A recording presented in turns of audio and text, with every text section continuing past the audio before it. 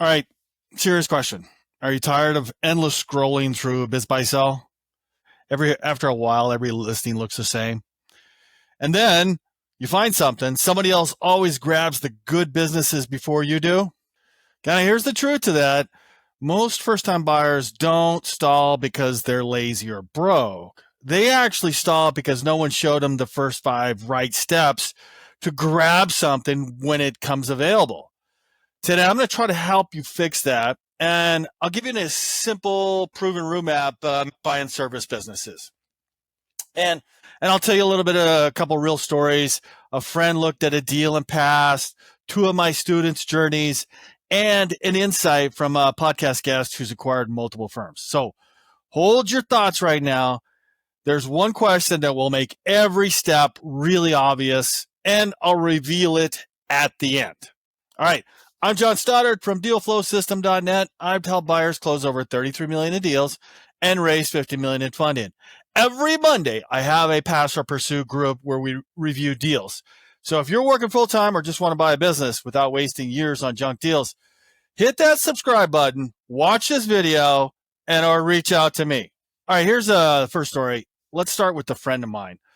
He lives here in the Southwest, and he wanted something steady, simple, and local. And he looked at a 20-year-old commercial cleaning company. Top line was doing around 1.2 million. SDE, seller discretionary earnings, roughly around 260K. Had reoccurring contracts, low equipment CapEx, and the owner wanted to retire. Now, on paper, it checked all of the boxes.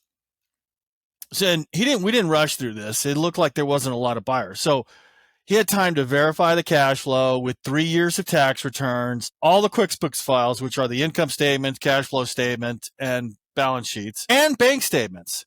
Then he stressed test with a debt service coverage ratio, DSCR. That was at 1.35 and a 1.25 to see if the business could safely carry 90% SBA, 10% down structure. Couple things happened here. 2 flags popped. First was customer concentration. One contract, just one single contract, was just under 30% of revenue. And the second, a little bit of AR, accounts receivable creep. Collections were sliding, and average day sales outstanding had stretched from around 30 days to about mid-40. So he had to ask himself, when we had conversations about this, now if the big contract churns, that goes away, what happens to debt service coverage ratio? Well, it went to 1.25 and it got uncomfortably tight. So that's a deal he passed on because he couldn't figure out how to fix that unless we retraded at a lower price, and the seller did not want to do that. That's really not a failure to you or a buyer. That's a win, because a great process protects your downside before you chase the upside. Now, back to you. If you saw 30% customer concentration and a debt service coverage ratio barely clearing 1.25, would you buy it? Would you renegotiate it? Or would you walk? Let me hear your answer down below. All right? Step 2, kind of a little bit of self-assessment. Know thyself. Most buyers skip this and actually pay for it later. You should be starting with 3 questions. What are you actually good at? SBA is going to look at that too. What would you enjoy running for 3 years? That's, let's say, you'd be proud of talking about at a party with your wife and with friends.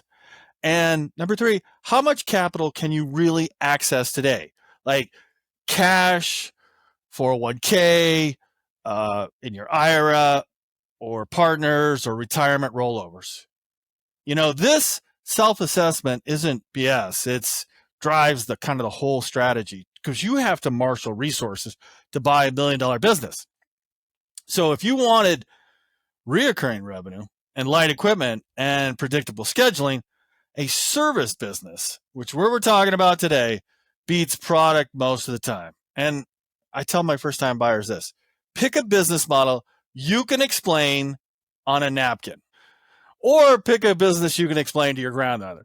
And if you can't explain it, you can't confidently due diligence hit. One of my students, Scott, faced a pretty big fork in the road. He had option A catering company with limited growth levers and a lot of work time hours because it did bacon in the morning all the way to night to parties. And option B, a company with one product and a clean, expandable economics. I mean, unlimited upside. You could start outsourcing and just start shipping. He used Charlie Munger's inversion method, which is, how do I lose? He checked all the bank statements, QuickBooks files, and tax returns to verify SD on both. Stress tested debt service coverage ratio on the one product business. And he decided to just choose the one product company because it was, to him, it was a lot cleaner operations, better unit economics. This is the term PE firms use, and then much more upside.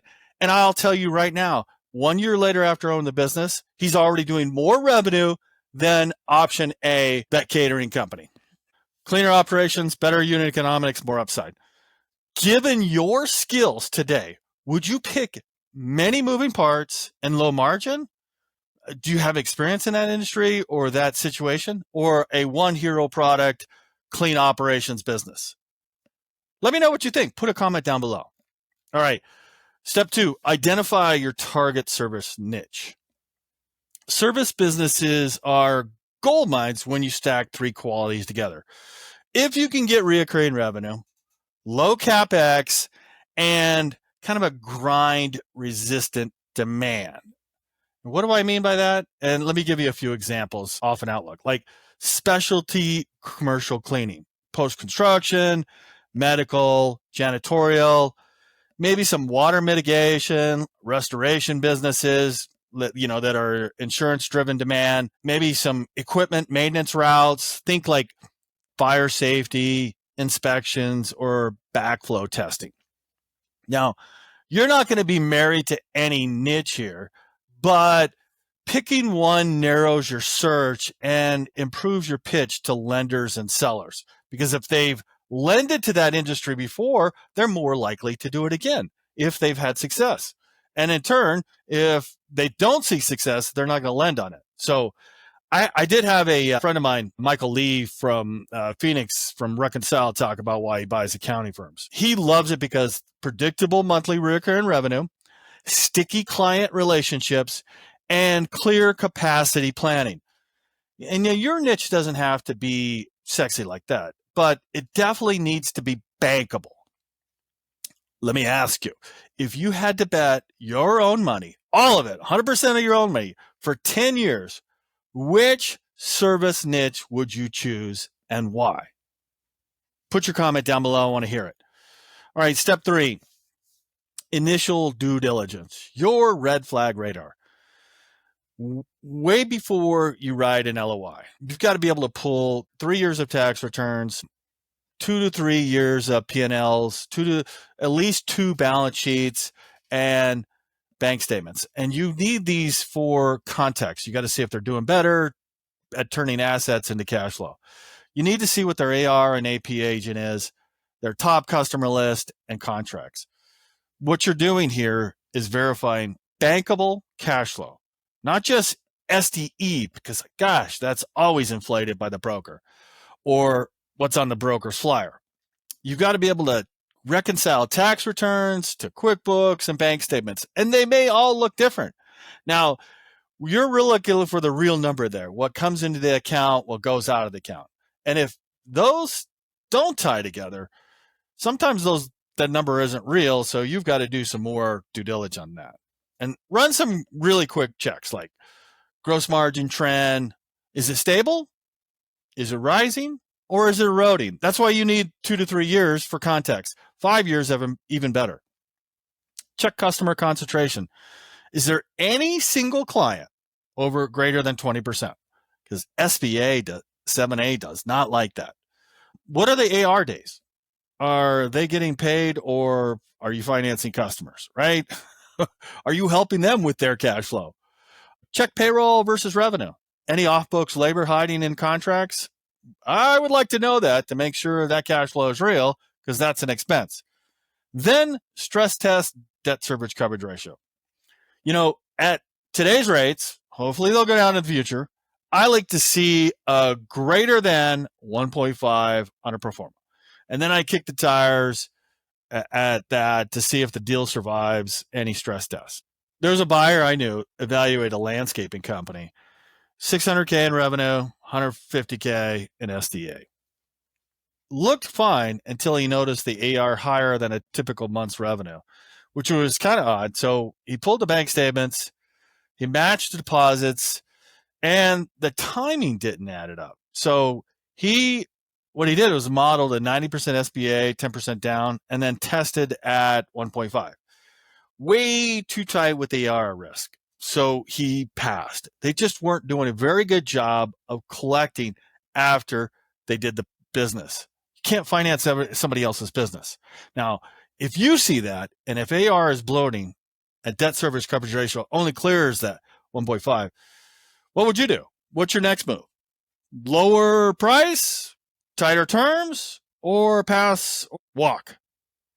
Let me know what your comments down below. All right, step 4, crafting an acquisition strategy for this. Like, you're going to buy this SBA 90-10, no seller, no. A little structure here. A common first time structure is like 90%, 10% down, no seller, no. You still want seller training, usually 60 to 90 days or more to protect your continuity. Build your team early. You got to have an SBA savvy lender.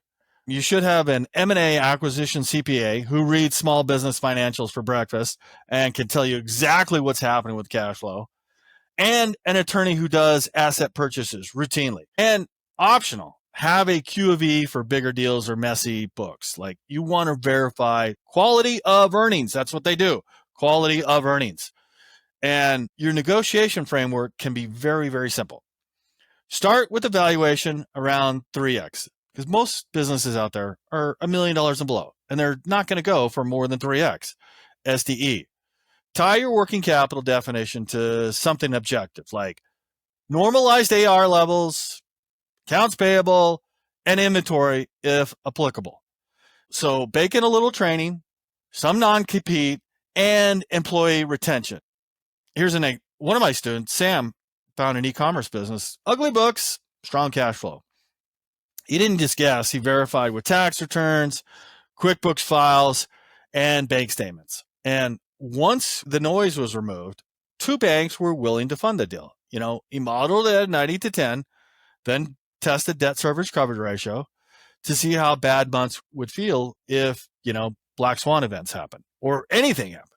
That gave him the conviction to proceed and confidence to write an LOI and go for the business. Now, I'm always curious what people think when they see the cash flow isn't what the seller says. Do you want it so bad that you would push for a lower price, or keep the price but insist on longer seller training or maybe key employee agreements? How would you adjust those terms? I'm just curious. Put your comment down below. All right, step 5, prepare for post-close integration. Integration starts before that wire hits, and you should have a day 1 to 90-day plan in place. Like, who runs what on day 1? Like, who's going to be doing what for the business? Are you working on the ads? You work on the website? Or are you working on processes and operations? Who does what? What stays the same for customers and staff? What are you changing there? Which 2 processes will tighten your business? I mean, what 2 things could you do immediately to have a big impact on the business? And create a weekly scorecard on everything. So what you measure is what gets improved. Now, also check revenue by route, crew, and tech, whatever fits the model for your business. Is it HVAC or is it commercial cleaning? What's your gross margin? Make sure it's going up or down. See what's happening there. Check your customer churn, contract renewals, and check AR days. And stay within that margin of safety for debt service coverage ratio. Yeah, track it monthly to protect yourself there. If you're inheriting a business that seems a little chaos, fix one bottleneck per week. Just a suggestion. Like, is it scheduling? Is it quoting? Is it collections or fulfillment? Just pick a lane and improve it fast. I'll tell you, on my podcast, Top M&A Entrepreneurs, operators often say the same thing in kind of in different words. Don't break what works on day one. So what they're saying is keep the faces the clients already trust. Just fix the underlying system underneath. My friend with the cleaning deal, he didn't buy it, but he kept his preparation ready to go. He's now looking at a smaller service company with a cleaner AR and no concentration, no high customer concentration. And his integration plan, now he knows he has a few more questions to ask before he looks at the next deal, is already written. Like, that's the power of process. You're going to get better and better as you look at this. Like, just think, like, oh, I'm looking at on day zero. By the time you've looked at 100 deal, you are going to be much, much smarter about what's good and what's a bad deal. Now, if you took over a business tomorrow, what's the first process you tighten? Knowing what you know now. Scheduling, quoting, collections, marketing, or fulfillment. Just curious, put your comment down below. All right, here's the question that simplifies everything. Always back to this. What's the real bankable cash flow? And what am I actually paying for it? Because you buy cash flow at a rational price. And usually if you're buying $1 million business, it's not going to be over 3x unless something extraordinary is going on with the business. Like recurring revenue, 90% of it is recurring revenue. Just not going to happen. That one question forces you to verify all the tax returns, all the financial report cards, and the bank statements. So you can normalize that seller discretionary earnings, like what's a legitimate add back and what's not.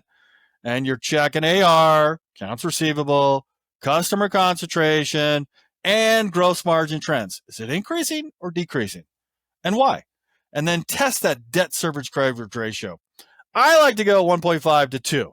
And then once you know bankable cash and your true cost for it, like valuation, financing, negotiation, it just becomes a math problem, not a hope strategy.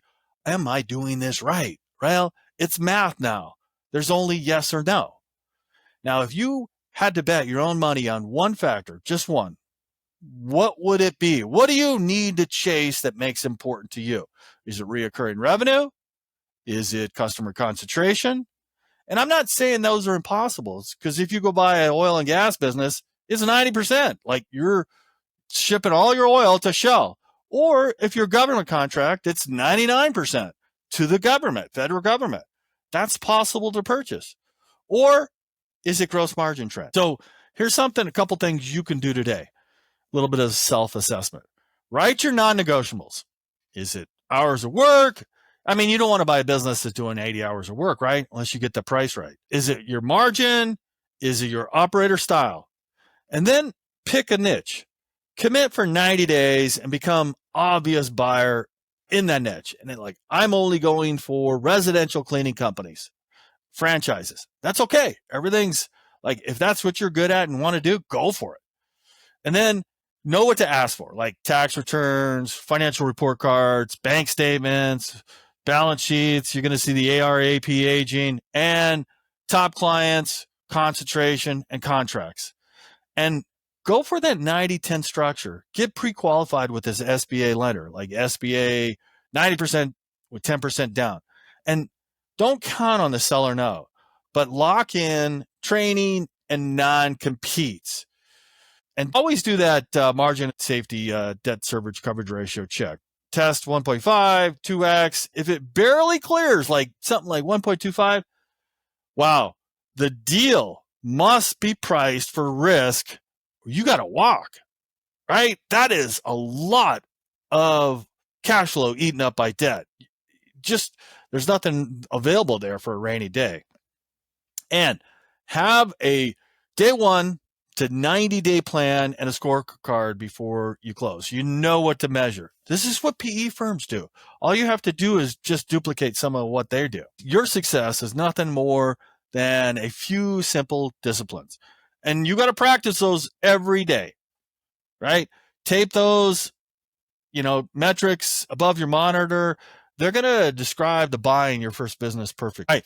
I'm going to ask you a little bit of a hypothetical here. It's just for teaching only. And if you stayed this long, fantastic.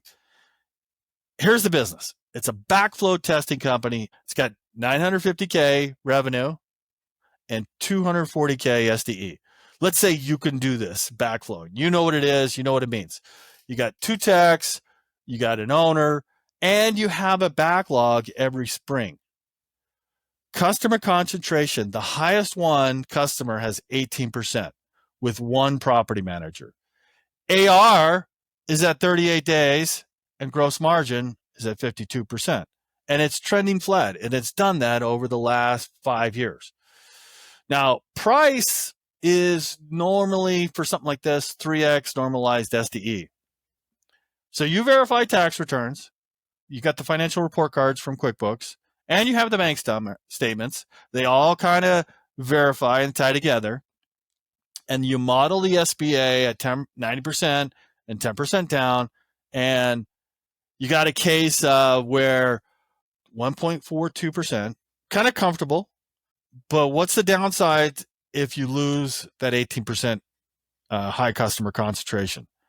That goes to 1.26. What would you do in this case? I'm just curious, would you offer and ask what training and key employee retention? Or would you lower price based on downside? Or would you walk and find another business with less concentration? Or would you buy it at 3x and ask for price tied to retention or pass? Just curious. Put your comment down below. All right. Let's wrap this up. Why buy a service business? Well, because the math is usually simpler. Your due diligence focuses on recurring revenue, quality of earnings, collections, and capacity. And usually the margins are really good for most service businesses. I'm talking about gross margin and net margin. So if you do those well, if you verify cash and you protect your DSCR, you can avoid the landmines that take out most first-time buyers. So do all that, and hopefully that helps. If you found this video useful, smash that subscribe button. And if you're serious about buying your first business and need a little help, head over to dealflowsystem.net. That's where I'll show you how to find, fund, and close your first deal the smart way. I'm John Stoddard. I will see you on the next one.